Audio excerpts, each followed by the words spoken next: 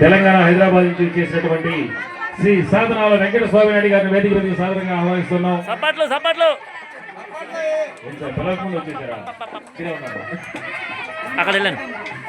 సాధనాల వెంకట స్వామి నాయుడు గారి సేవలను ప్రశంసిస్తూ ఎంఈరావు ఫౌండేషన్ వారు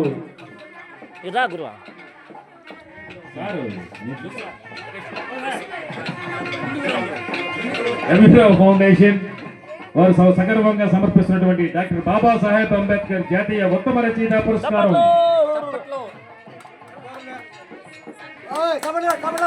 సర్టిఫికేట్ సార్ ఇక్కడే ఉంది. ప్రోటోకాల్ మర్చిపోయినారు. ముందు సాల్వా, తర్వాత అవార్డు, తర్వాత కిరీటము, తర్వాత అక్షంతలు. అంటే తొందరగా విరిగిపోతాయి సార్. ప్రోగ్రామ్ లేదు, రితంగా ఉండాలి. పొద్దున రాకేష్ గారు చెప్పారుగా 1 2 3 1 2. కెమెరా ఇంకా చూడండి ప్లీజ్. ప్లీజ్ ఇది చూడాలి. కెమెరా ఇంకా చూడండి. అందరికీ ముందు నేను అభినందన తెలియజేస్తున్నాను. ఎందుకంటే మన సంస్కృతిని కాపాడడానికి ఇలాంటి పిల్లలే అవసరం. వాళ్ళందరినీ కూడా ఈ సభాముఖంగా అభినందిస్తూ వారికి కోలాటం నేర్పిస్తున్న, అలాగే మిత్రుడు పేరు పల్లె ప్రవీణ్ గారు లాంటి వాళ్ళు తప్పనిసరిగా సమాజానికి అవసరం. మేమంతా షో బిజినెస్లో ఉంటాం, కానీ వాళ్ళు అంటే మూలాల్లోకి వెళ్ళి పనిచేసేవాళ్ళు వాళ్ళు.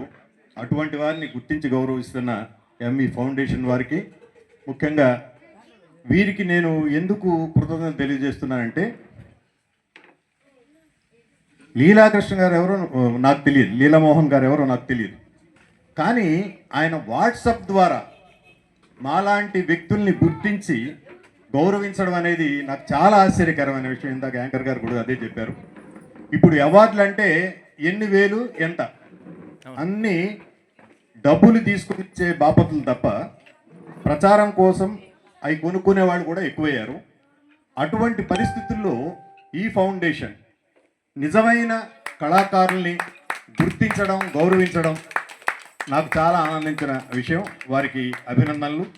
అలాగే స్వయంగా ఆయనే అన్నీ భరిస్తూ సమాజానికి సేవ చేయడం.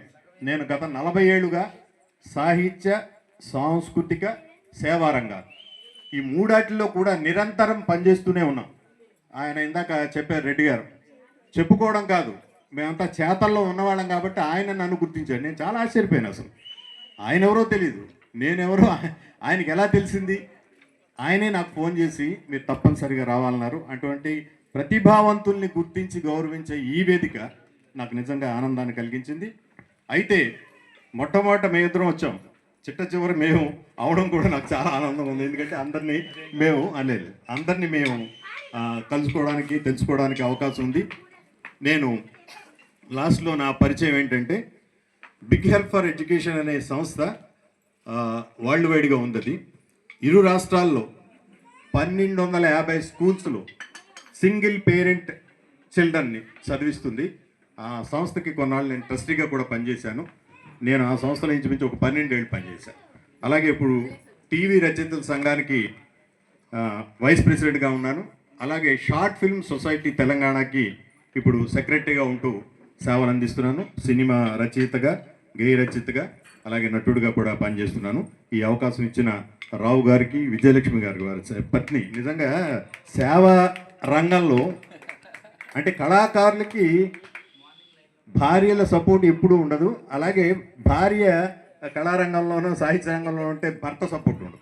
కానీ వీళ్ళిద్దరూ ఆది దంపతుల్లాగా ఈ కార్యక్రమాన్ని నిర్వహించడం, అది కుటుంబ కార్యక్రమంగా నిర్వహించడం నాకు చాలా ఆనందాన్ని కలిగించింది. వారి ఇరువురు కూడా తల్లిదండ్రుల పేరుతో అదే మర్చిపోతుంటాం అందరం. చాలామంది చేస్తారు కార్యక్రమాలు, కానీ సంస్కారం గురించి మాట్లాడతారు, కానీ సంస్కారం ఉండదు వాళ్ళకి. అటువంటి సంస్కారవంతంగా ఈ కార్యక్రమాల్ని నిర్వహించడం నాకు ఆనందం కలిగించే విషయం. వీరికి అవకాశం ఇచ్చినందుకు, ఈ అవార్డు నాకు ఇస్తున్నందుకు కూడా మీకు ధన్యవాదాలు తెలియజేస్తూ సెలవు తీసుకుంటాను. Thank you very much sir. మిమ్మల్ని ఎందుకు మిస్ అయిందో తెలియదు సార్, అది ఎందువల్ల జరిగిందో తెలియదు. అది కూడా మేమేమి ప్రయారిటీ ప్రకారం అయితే పిలవట్లేదు సార్, కనిపించిన వాళ్ళందరినీ పిలుస్తూ ఉన్నాము. తర్వాత ప్రత్యేకంగా